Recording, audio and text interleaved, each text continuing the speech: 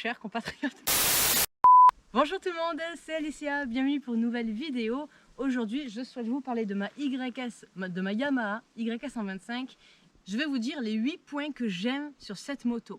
Et je commence par la maniabilité, l'angle de braquage. C'est un vélo en fait, c'est un vélo, on peut la tourner comme on veut. Par exemple, pour faire un demi-tour là-bas. Ici, j'ai trouvé un endroit où il n'y a vraiment personne. Et on a une route qui fait la largeur d'une voie. Alors je vais vous montrer le peu de place que j'ai besoin pour faire demi-tour avec cette petite moto très maniable.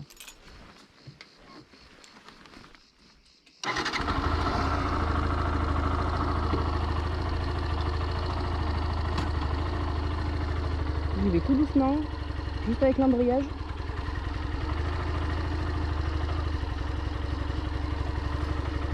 Et c'est parti.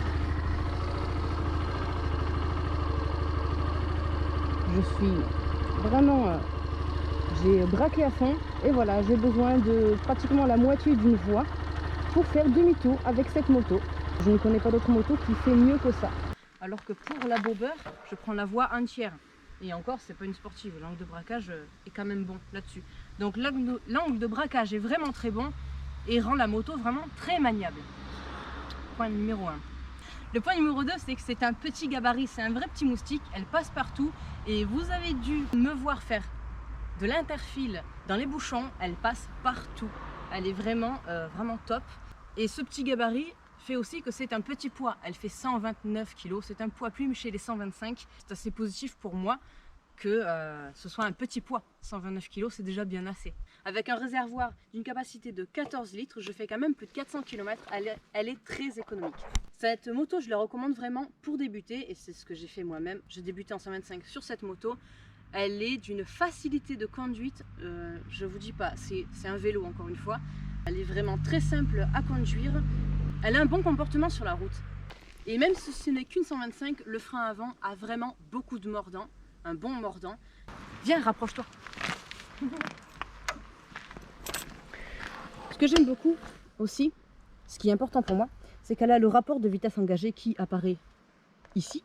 C'est un point positif, le rapport de vitesse engagée, parce que sinon je ne sais plus trop où j'en suis et j'en perds les pédales. Voilà, ça fait déjà 1 an que je l'ai, ça fait 1 an que je me suis fait la main dessus. Et croyez-moi, je n'ai jamais eu de panne sur cette moto. Yamaha oblige. Alors c'est vrai que j'ai pas eu de panne, elle est vraiment fiable.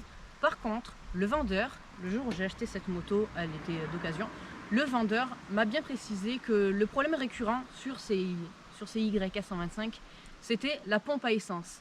Il disait il faut absolument pas la laisser en plein soleil l'été parce que ça flingue la pompe à essence. Donc je trouvais que c'était quand même important de vous le dire. Moi personnellement j'ai pas eu ce problème parce qu'elle dort à l'atelier. Bon, problème qui est pris en charge par le constructeur parce que c'est un problème qui est récurrent et reconnu. Pour la ville aussi, elle est très pratique. Si vous voulez faufiler, faire de l'interfile dans les bouchons, que vous savez que vous passez systématiquement aux heures de pointe, je vous la recommande parce qu'elle passe partout. C'était tout ce que j'aime sur ma moto. Maintenant, les points négatifs sur cette moto parce que forcément, elle n'est pas parfaite. Viens voir. Je vais commencer par te parler du feu, du phare. C'est un feu halogène et c'est vraiment très faiblard. J'ai testé de nuit. C'est vraiment limite, je dirais même insuffisant. Il lui faudrait vraiment quelque chose, il lui faudrait des phares à LED en vrai. Ça serait idéal. Ni auprès de Yamaha, donc eux ils m'ont proposé, ils m'ont dit qu'il fallait carrément changer le bloc phare qui coûte 100 € si je voulais l'équiper de feu à LED. C'est une idée. Deuxième point négatif, c'est le frein arrière. Il est vraiment très faiblard et du coup, on va dire j'ai pas confiance au frein arrière.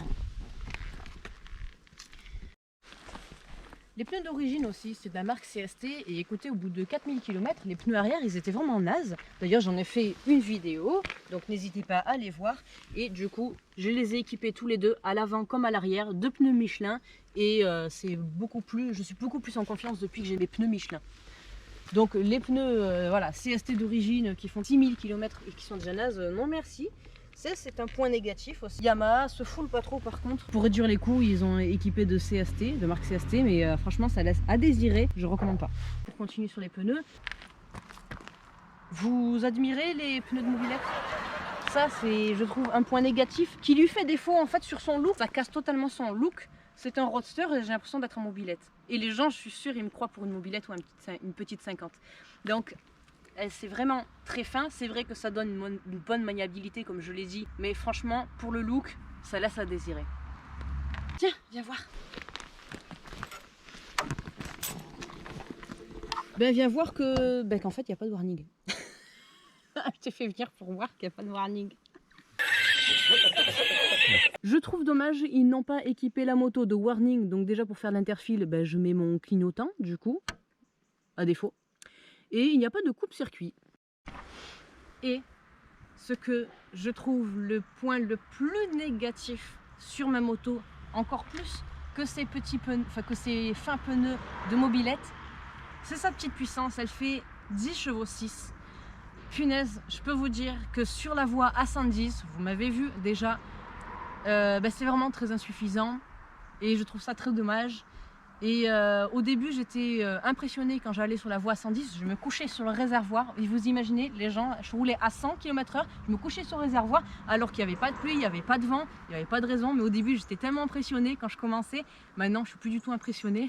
Je m'y suis fait et j'ai envie d'avoir plus de vitesse, plus de puissance. Du coup, je vous annonce que cette moto est à vendre parce que je veux quelque chose de plus puissant. Donc même si la YS sera vendue, on va dire, dans les semaines ou dans les mois à venir, parce que bon, ce ne sera pas la bonne période parce qu'on ne sera pas en été, il y aura toujours du contenu en moto sur cette chaîne-là. Les vidéos seront principalement cette Yuosung Aquila 125, donc en présence bien évidemment d'Alicia.